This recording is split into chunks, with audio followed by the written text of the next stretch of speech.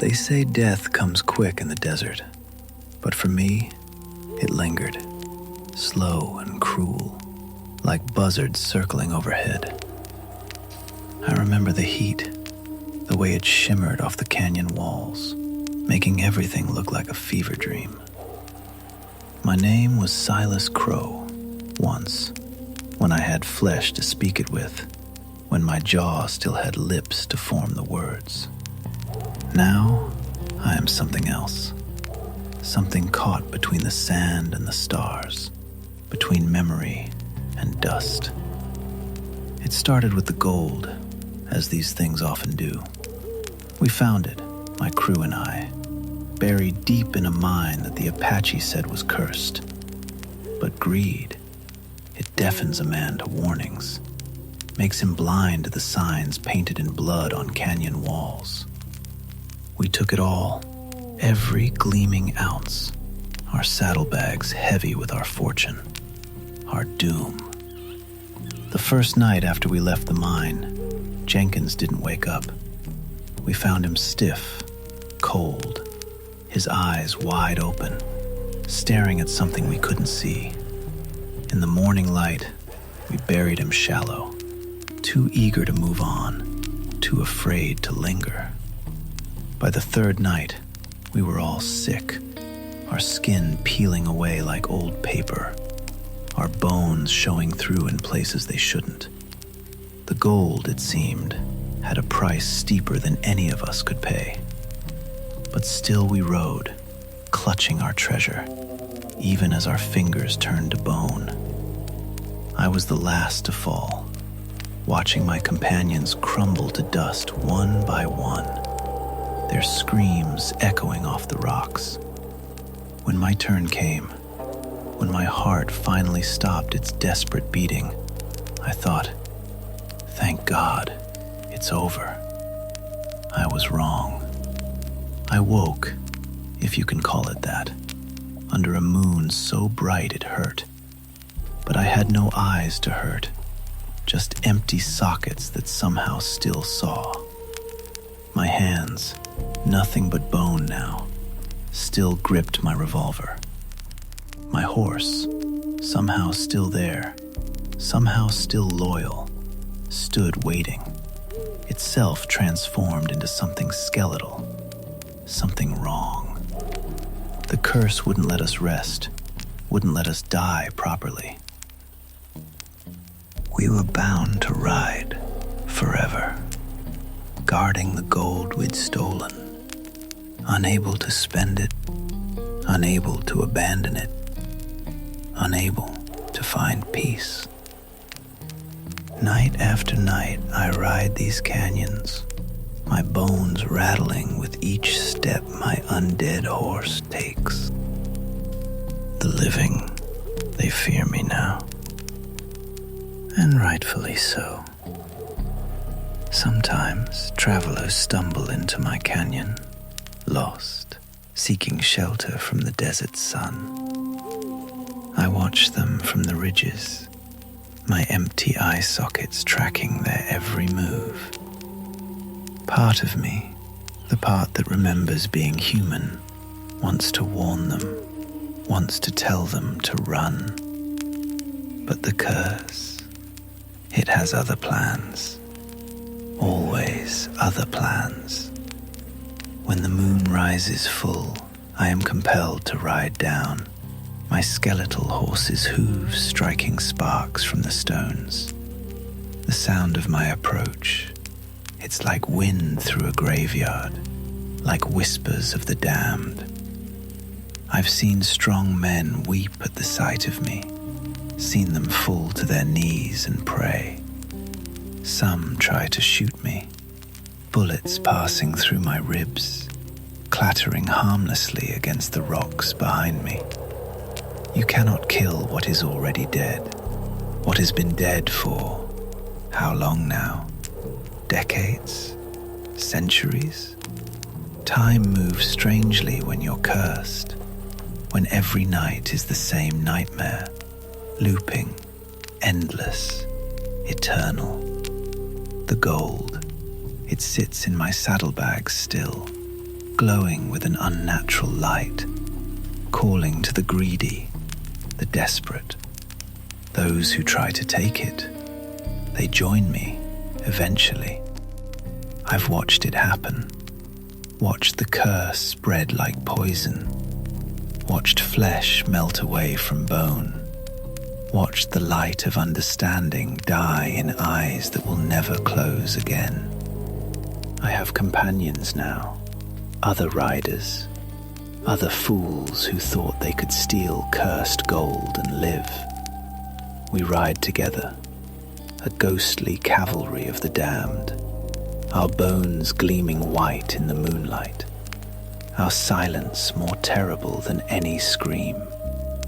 But the worst part, the part that truly breaks what's left of my soul, is the memory. I remember my mother's face, my sweetheart's kiss, the taste of whiskey, the feel of sunshine on skin I no longer have. These memories, their torture, reminders of everything I've lost, everything the curse took from me. Sometimes I wonder if there's a way to break it, to finally rest. But every time I try to abandon the gold, try to ride away from this cursed canyon, invisible chains pull me back, drag me screaming back to my post. So I ride, eternal guardian of cursed treasure, a warning written in bone, a cautionary tale that no one heeds. And I wait, hoping that someday, somehow, dawn will come for me too. Part 3. The moon hung low that night, bloated and red, like an old wound in the sky.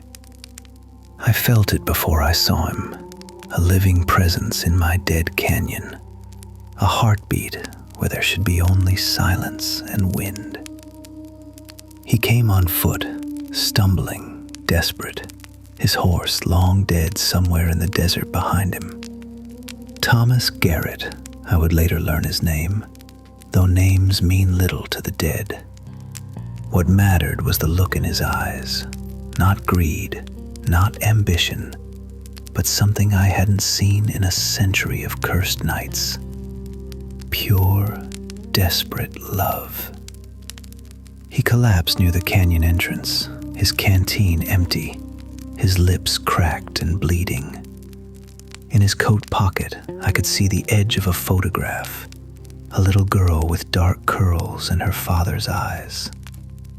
Even from my perch on the ridge, even with my hollow sockets, I could see it clearly. The curse gives you strange gifts, terrible gifts. I should have ridden down immediately, let the curse take over, let it add another skeleton to my midnight cavalry. That's what always happened, what the curse demanded. But something held me back, some fragment of the man I used to be, watching, waiting, remembering. When he woke at sunset, he didn't run. He stood, swaying, and called out into the canyon, his voice hoarse but steady. "I know you're here," he said.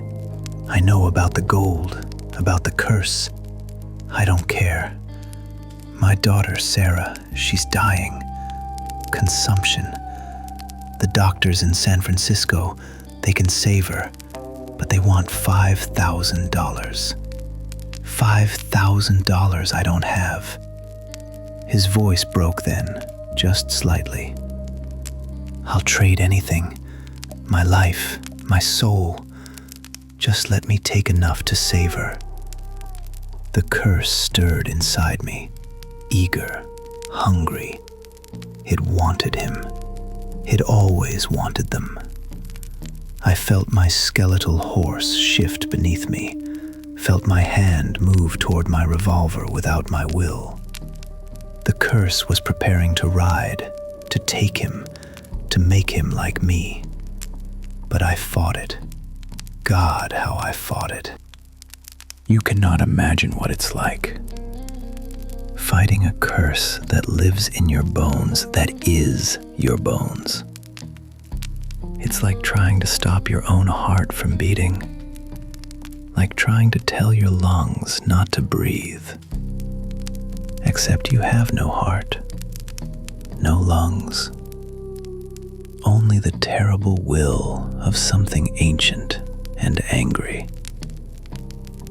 I lost. My horse began to descend, hooves striking sparks, the sound of our approach like chains dragging across stone.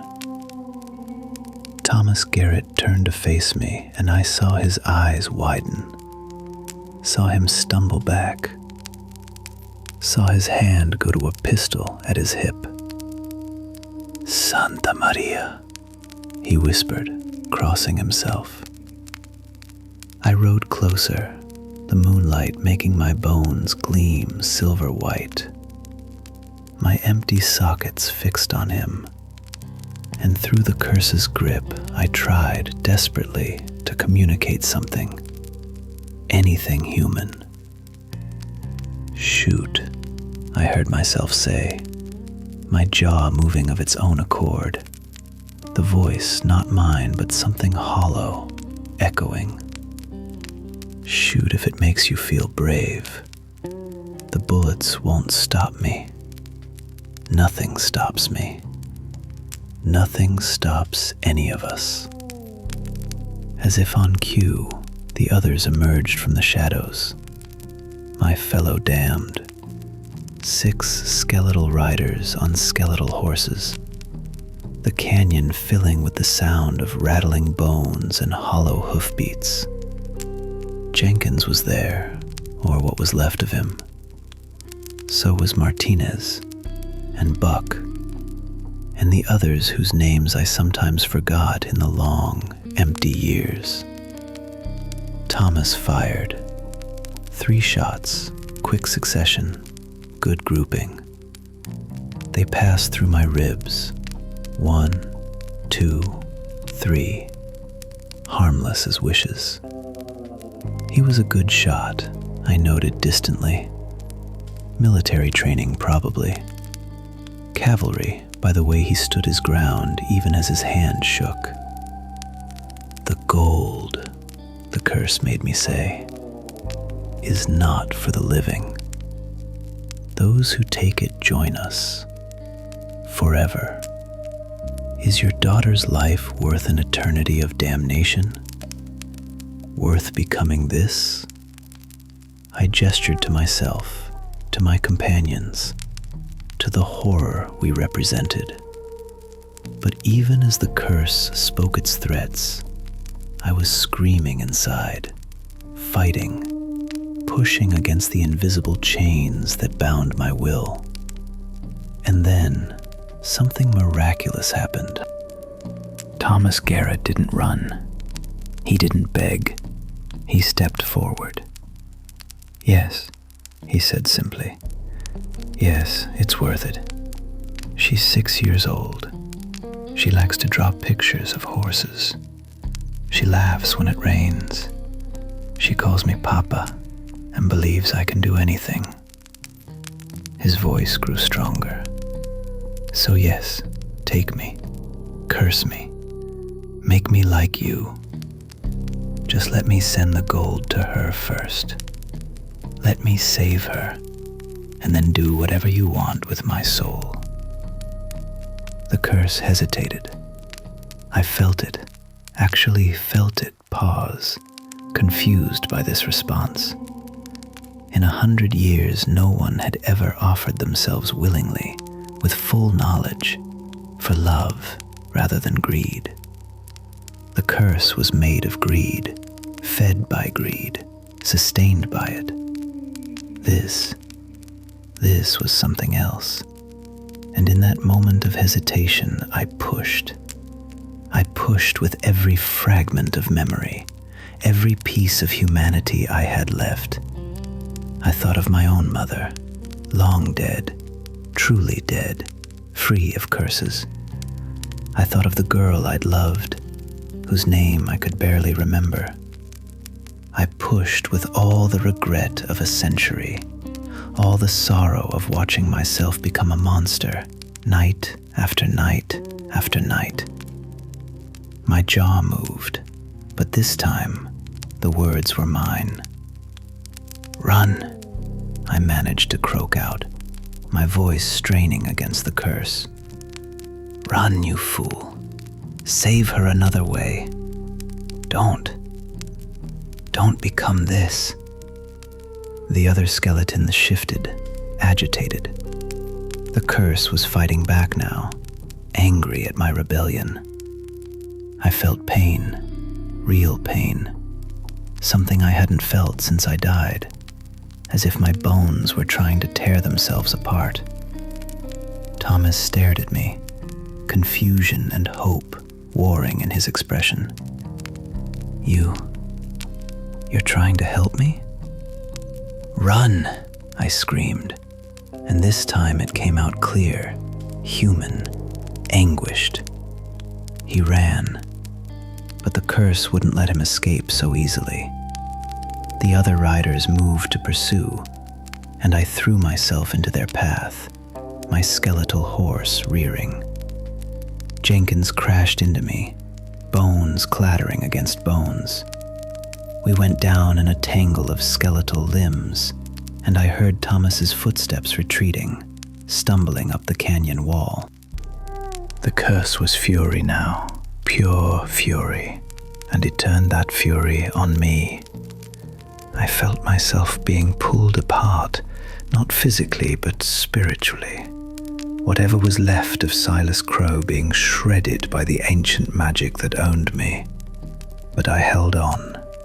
I held on and I fought, and I kept the others back for precious seconds while Thomas Garrett climbed, slipped, climbed again, pulling himself up the canyon wall with bleeding hands. Then the curse won, as it always won, and I was pulled back into line, a puppet with bone strings. But Thomas was gone, disappeared over the ridge into the desert night. The curse raged through the canyon, through all of us, punishing me, punishing us all for my rebellion.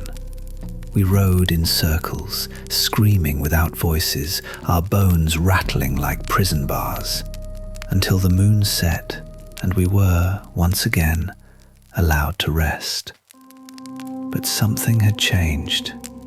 As I stood there, waiting for the next night, for the next victim, I realized I could still feel that moment, that push against the curse, that tiny victory. It wasn't much, barely anything at all, but it was something. It was a crack in the chains. And 3 nights later, when I saw Thomas Garrett return, my hope turned to ashes.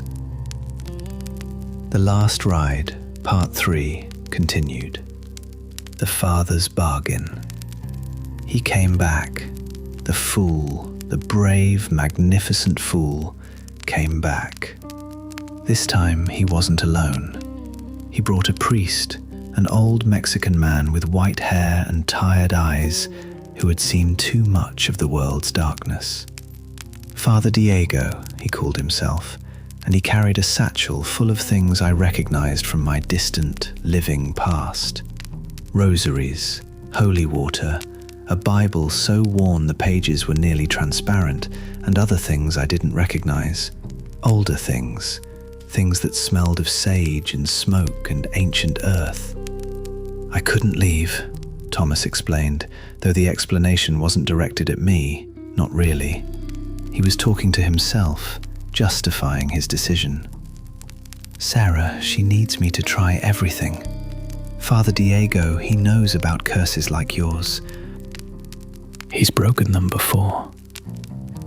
I wanted to laugh, but I had no lungs for it.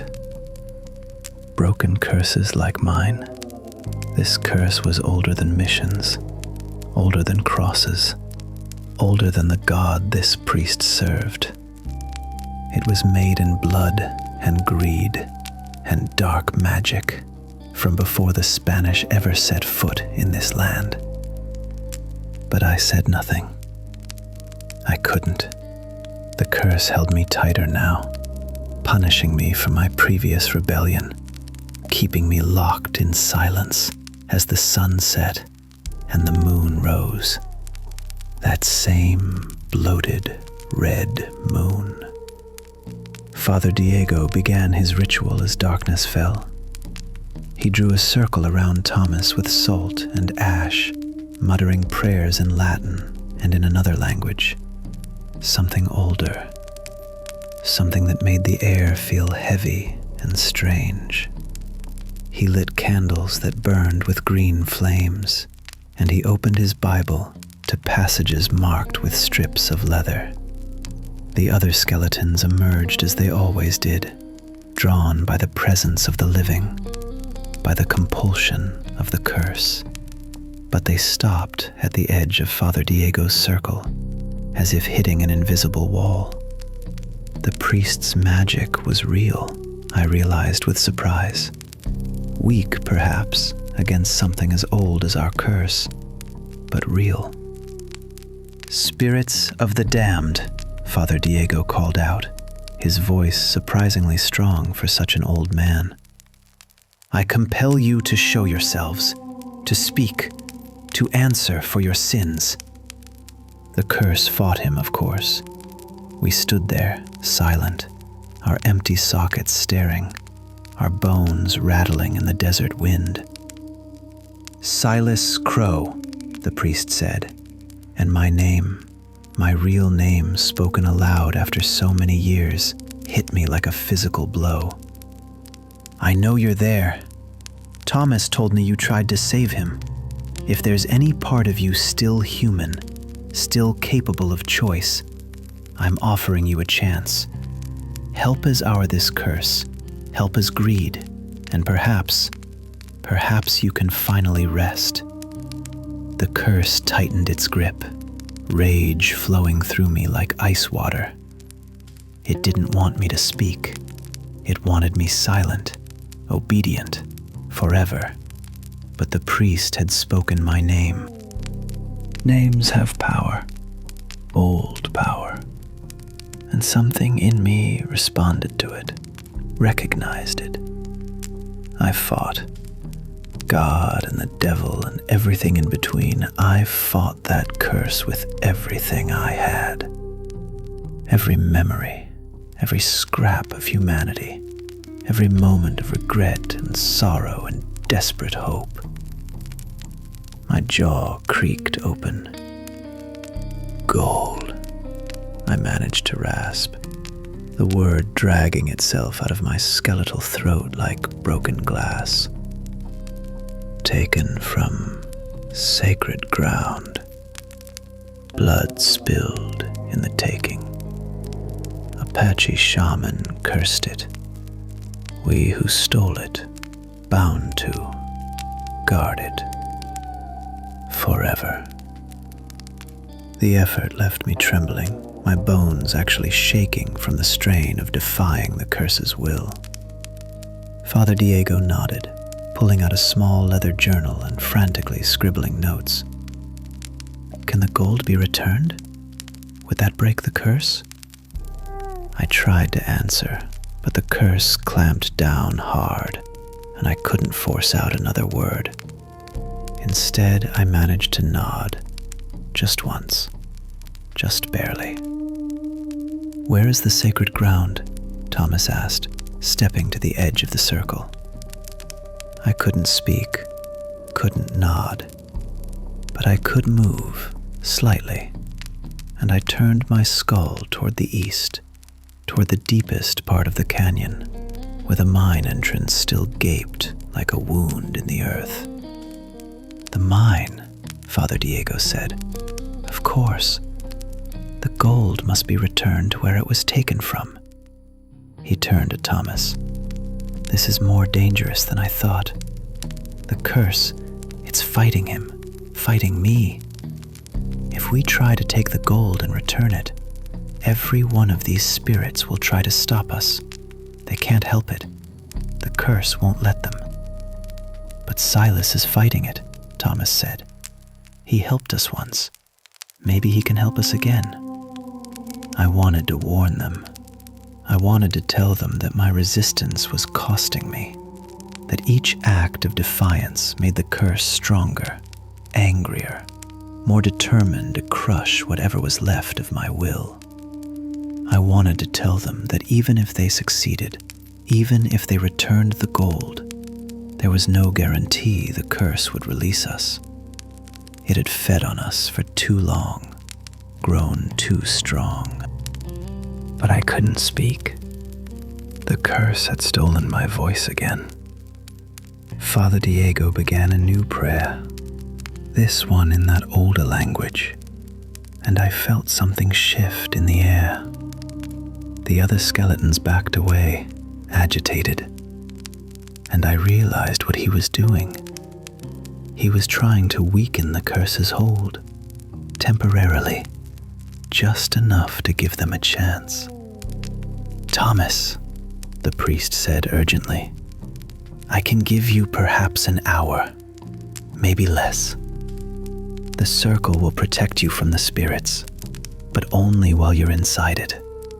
Once you step out, once you go for the gold, you'll be vulnerable." "How much gold do we need to return?" Thomas asked.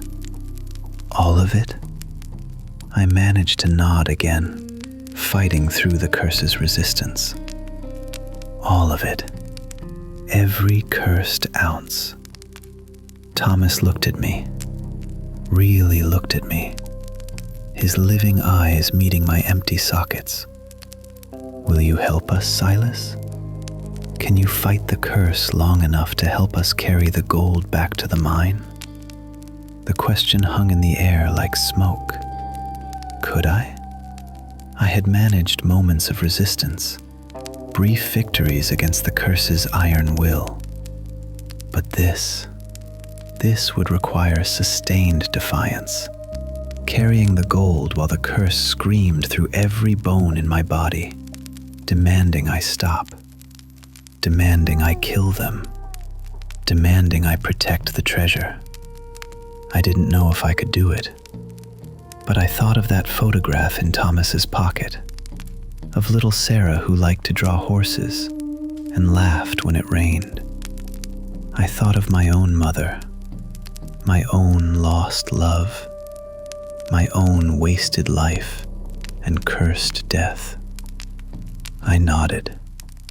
Father Diego's prayer reached a crescendo, his voice echoing off the canyon walls, and I felt the curse shudder, felt it loosen just slightly, like a noose that had been drawn back a fraction of an inch.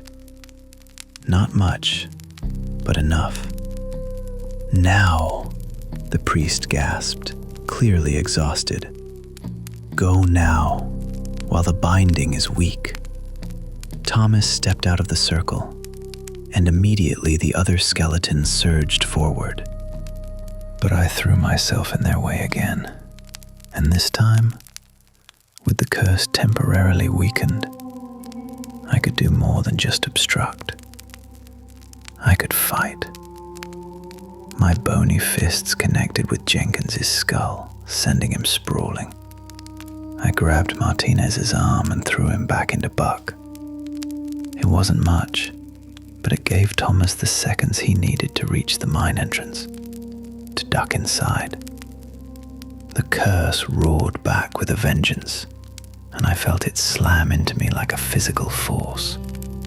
Pain exploded through my bones, pain that shouldn't be possible for the dead, and I fell, my skeletal form collapsing into a heap. But Thomas was inside the mine. He had a chance. Minutes passed like hours. The other skeletons had stopped trying to get past me, instead forming a circle, waiting, patient as only the dead can be patient. They knew Thomas would have to come back out.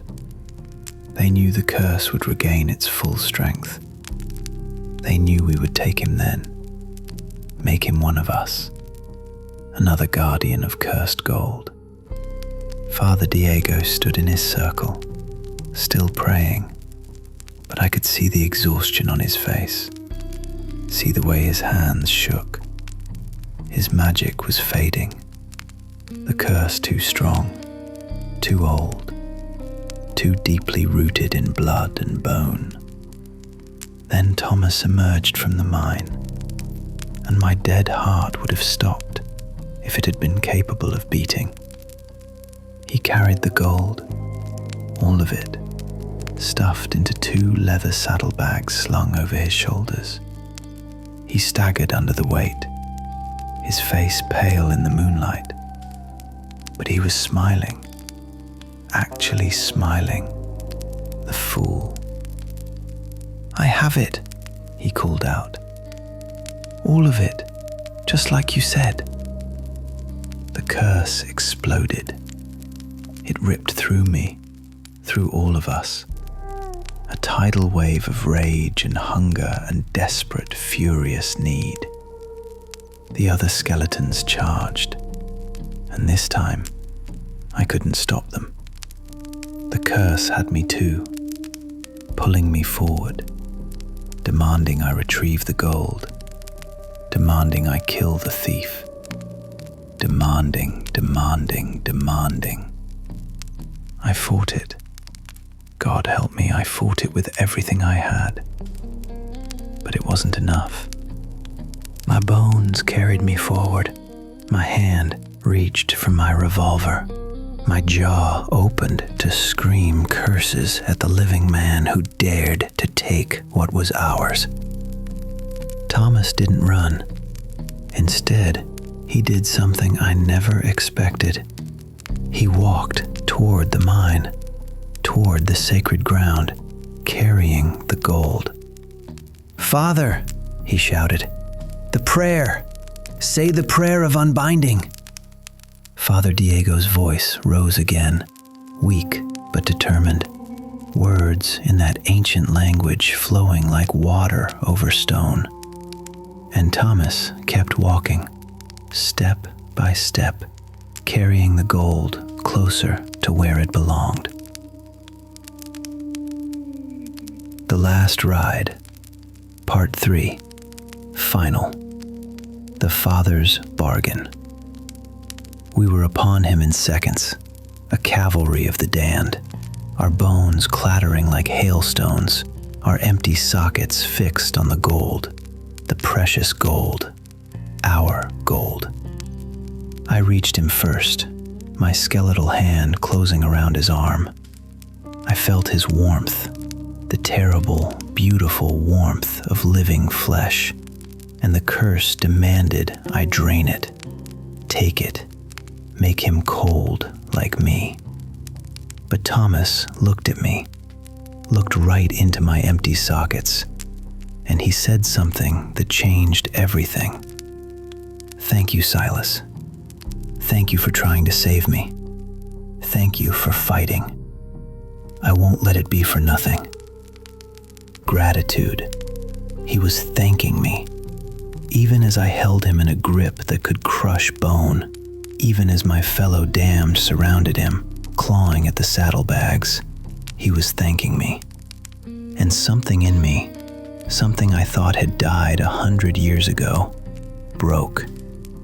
Not broke like shattering, but broke like a dam breaking, like chains snapping, like a door long locked, suddenly swinging open.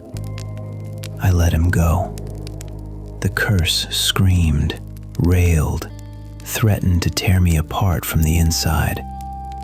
But I stood back, and I let Thomas Garrett walk past me, carrying the gold toward the mine entrance, toward the sacred ground. The other skeletons weren't so fortunate.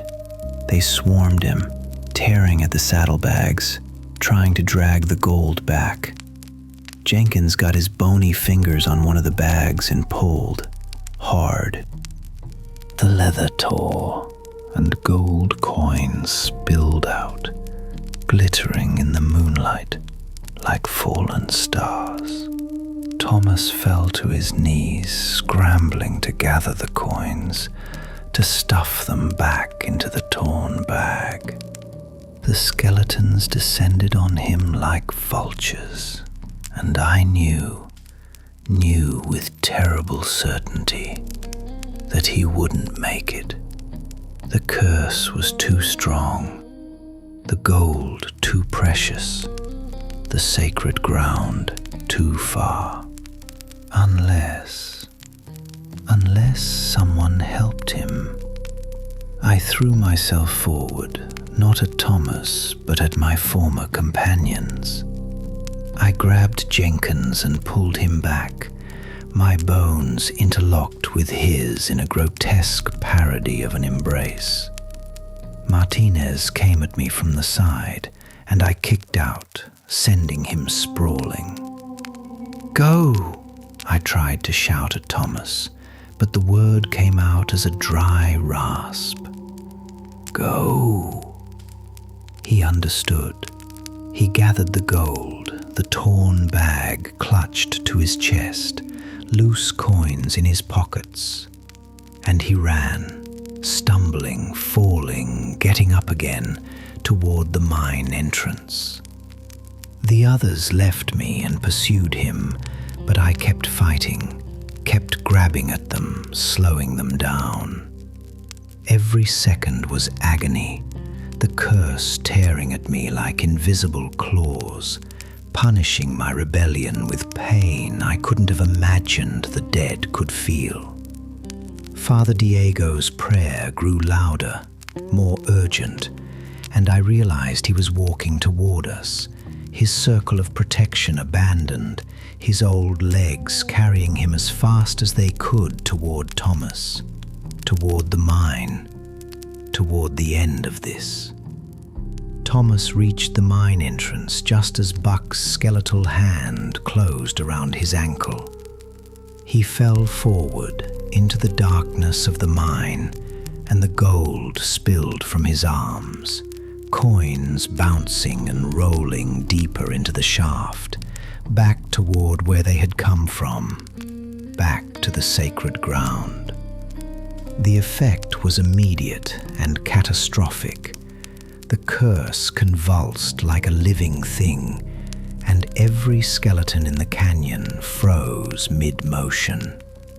I felt it, felt the curse trying to maintain its hold, felt it reaching out for the gold, desperately, frantically. But the gold was on sacred ground now. Not all of it, not yet, but enough to weaken the binding. Father Diego reached the mine entrance, breathing hard, and he pulled Thomas out, away from Buck's grasping bones. Then he took something from his satchel, a small leather pouch, and he threw it into the mine shaft. "Ashes of sage blessed on Apache ground," he gasped, "combined with Catholic holy water. Every tradition that touches this land, every prayer, every hope for peace." The pouch landed on the scattered gold coins, and smoke began to rise, thick and white, smelling of sage and something else, something clean and old and right. The curse screamed. It wasn't a sound I heard with ears I didn't have, but something I felt in the very core of my being, in whatever served as my soul. It was rage and fear and desperate clawing hunger, the death scream of something ancient and evil that had fed on suffering for far too long. And then it began to let go. I felt it release its grip on me, finger by finger, chain by chain. The other skeletons felt it too, I could tell, their bones rattling differently, moving with confusion rather than the curse's directed purpose.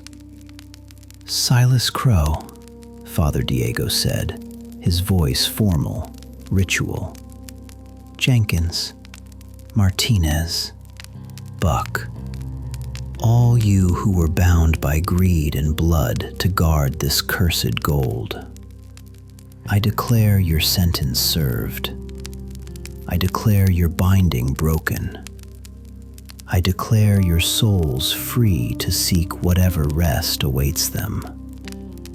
The smoke from the mine grew thicker, and in it I saw shapes, figures, the spirits of those Apache who had died protecting this sacred place, who had cursed the gold in their final moments. They didn't look angry anymore. They looked tired, old, ready to rest. One of them, an old shaman with eyes like thunderstorms, looked directly at me and nodded once. Permission, forgiveness, release. I felt my bones begin to crumble. It didn't hurt, surprisingly. It felt like falling asleep after a century of forced wakefulness. Like setting down a burden I'd carried so long, I'd forgotten what it felt like to stand without it. My skeletal fingers dissolved into dust. Then my hands, my arms, the process moving slowly up my body. I looked at Thomas Garrett one last time. He was bleeding, bruised, exhausted, but alive and free, and able to return to his daughter, to save her, to hold her again. Thank you, I tried to say, though I wasn't sure if the words made it past my crumbling jaw. Thank you for seeing the human in the monster. Thank you for giving me a chance to be more than the curse. Thank you for letting me save someone, even if I couldn't save myself. The last thing I saw was the other skeletons falling apart too, crumbling to dust that the desert wind caught and scattered. Jenkins, Martinez, Buck, all of them. Finally free. The last thing I felt was peace. And the last thing I thought was, I hope she draws beautiful horses, little Sarah. I hope she laughs when it rains. I hope she never knows what her father risked, what he paid, what he was willing to become for her sake. I hope she lives. And then Silas Crow, cowboy, thief, and cursed guardian, faded into dust and memory, and whatever came after. Thomas Garrett did make it back to San Francisco. He sold some of the gold coins he'd managed to keep in his pockets before returning the rest, enough to pay for Sarah's treatment. The doctors saved her life. He never told her the whole truth about that night in the canyon, about skeletal riders and ancient curses, and a dead man who found the strength to be human one last time. He just told her that an old cowboy helped him find what he needed, and that sometimes, even in the darkest places, you can find unexpected friends. Sarah grew up healthy and strong. She became a painter, specializing in Western scenes. Horses mostly, wild and free under vast skies. But sometimes, when the moon was full and red, she would paint something else. A lone rider on a skeleton horse, dissolving into starlight, finally going home. She never knew why those paintings made her father cry. but Thomas knew. And sometimes, on quiet nights, he would ride out to that canyon, now empty and peaceful, and he would leave a bottle of whiskey on a rock near where the mine used to be before it collapsed. "Thank you, Silas," he would say to the wind and the stars. "Thank you for saving me. Thank you for letting me save her. Rest well, my friend. Rest well." And in the silence that followed, if you listened very carefully, you might hear something like wind through old bones, or you might hear nothing at all. Either way, the curse was broken, the gold returned, and the dead were finally, mercifully, allowed to rest. The end.